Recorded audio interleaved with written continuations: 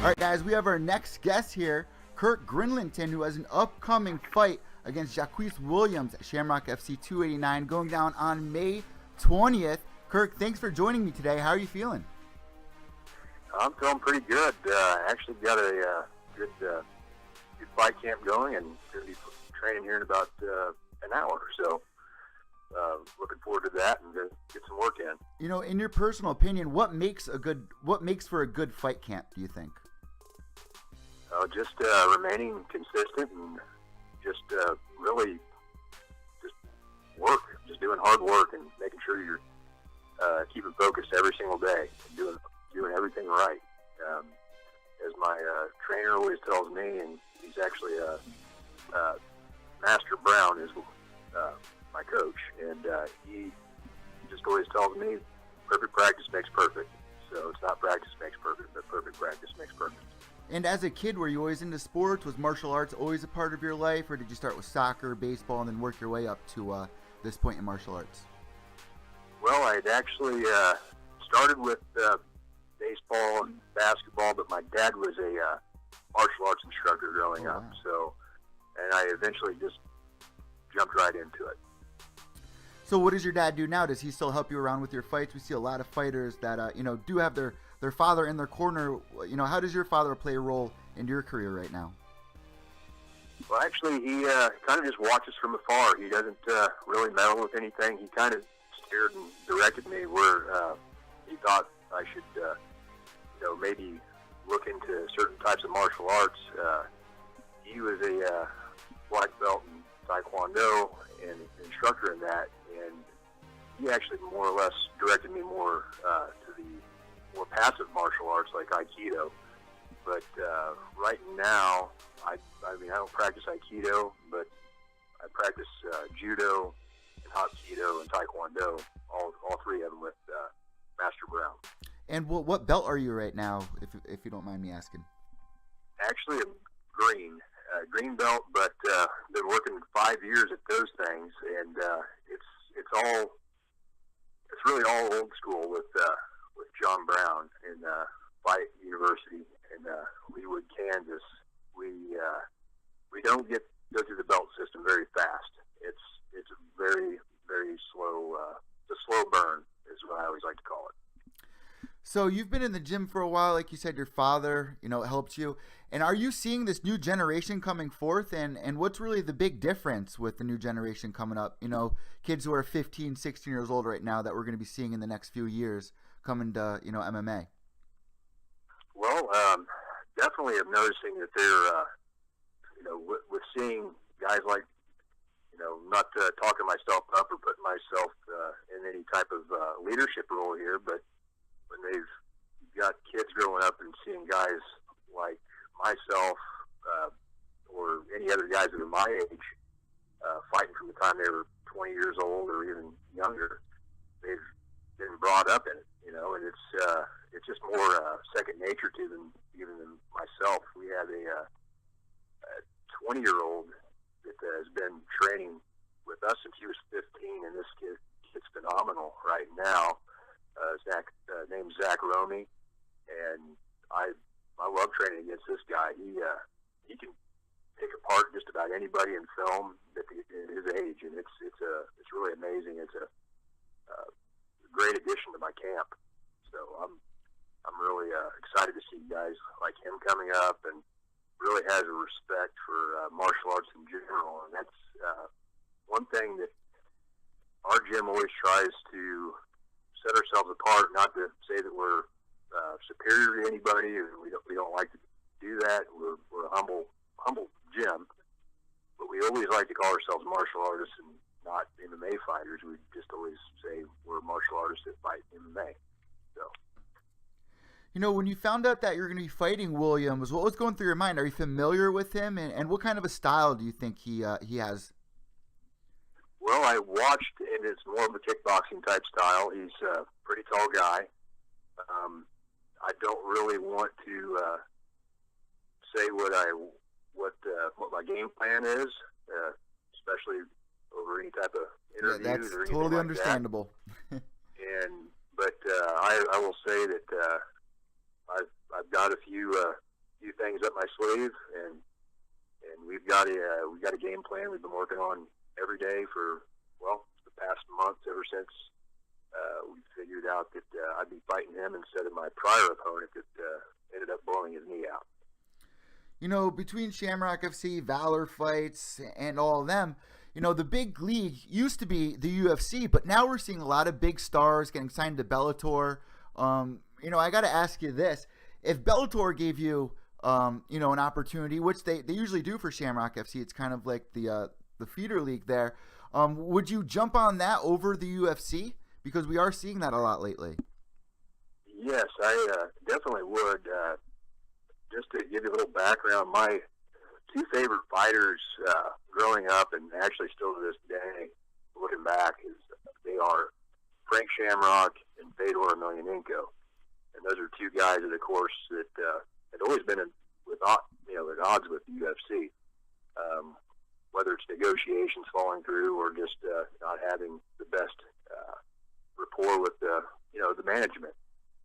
I just always liked to never just throw all my eggs in one basket and just say, hey, I want to go for the be with the top organization, which most people would say is the UFC. I wouldn't mind going and trying with a competitor. I definitely like watching old Pride fights. That was the one that really got me sold on MMA, was watching Pride. For a lot of people, yeah, they definitely came over from Pride. But you know what, Ken Shamrock, his son's actually a part of Shamrock FC. He was supposed to fight like last month, but that fell through. I do got to ask you, since one of your favorite fighters is Fedor, how do you see this upcoming fight for him going against Matt Mitrione? I'll tell you, I'm looking forward to it. Definitely looking forward to it. Not sure exactly at this stage of Fedor's career what he still has left, but I'm not going to underestimate him. I know he's got the heart to do it. Just after the last fight that he had, what was it, against Maldonado, yeah. I think it was. Yep, Fabio. If I'm pronouncing that right? Yep. Yeah, and I mean, the guy showed tremendous heart. I mean, just to go through 3 rounds like he did, I kind of questioned the decision at the end.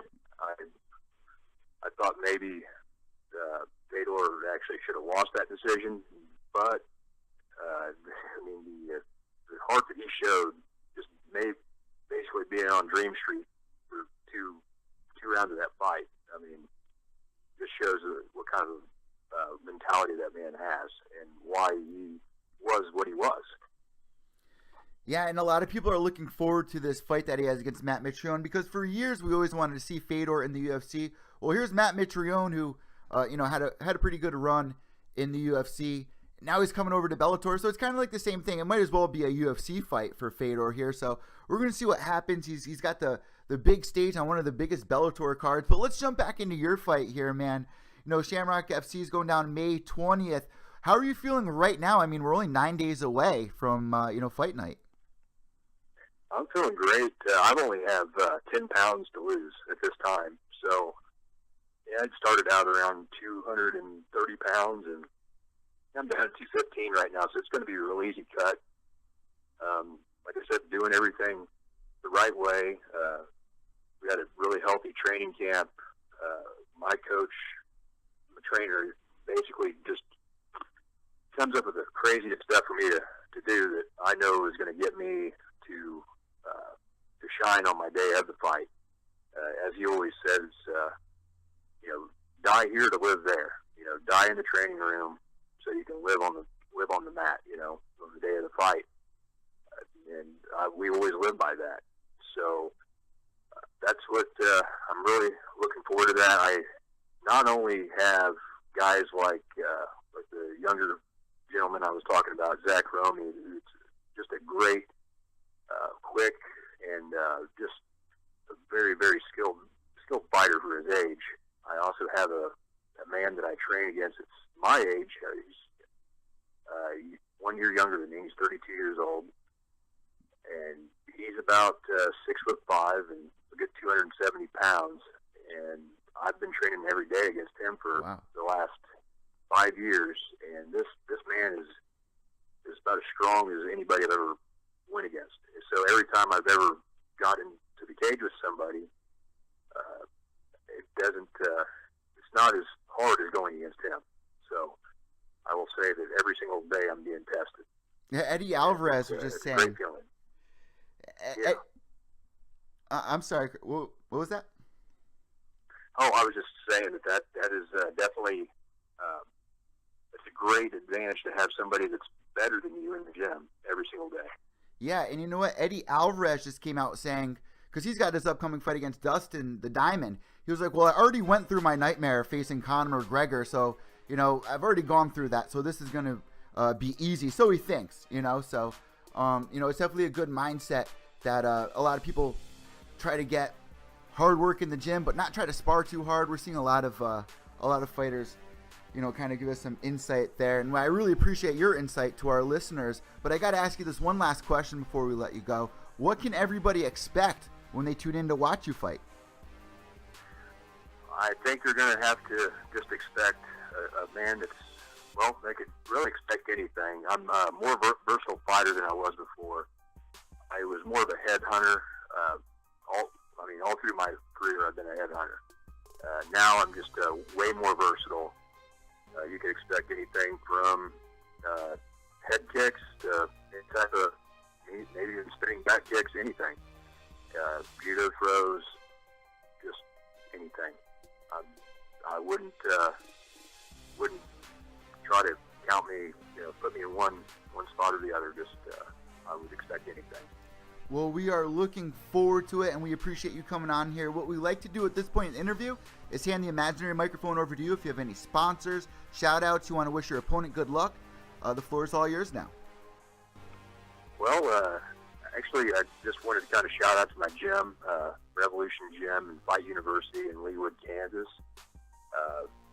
My trainer, which is John Brown, Master John Brown, great trainer, life mentor, basically like another father in my life. I would have to go ahead and just really lift up my teammates and just really thank them for everything they do for me every day and sacrificing their time and their effort on my behalf. And, you know, ultimately I like to thank God too. So he makes everything possible. So, and that's it. Well, we wish you best of luck and, of course, best of skill come May 20th for Shamrock FC 289. Thank you for joining us today. Hey, thank you.